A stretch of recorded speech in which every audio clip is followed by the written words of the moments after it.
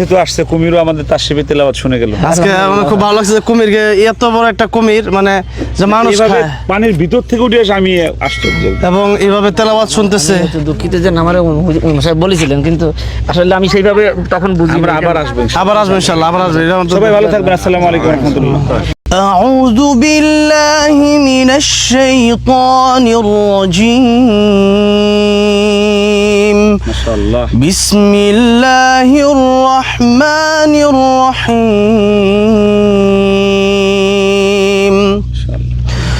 والشمس وضحاها والقمر إذا تلاها والنهار إذا جلاها والليل إذا يغشاها والسماء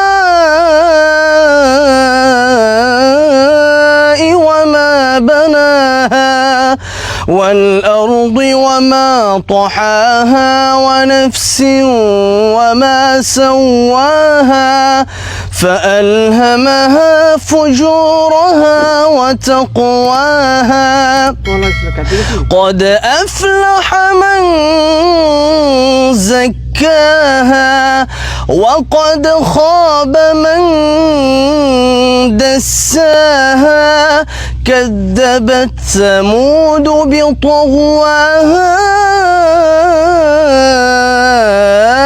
إذ انبعث أشقاها فقال لهم رسول الله ناقة الله وسقياها فكذبوه فعقروها فدمدم عليهم ربهم بذنبهم فسواها ولا يخاف عقباها صدق الله العلي العظيم.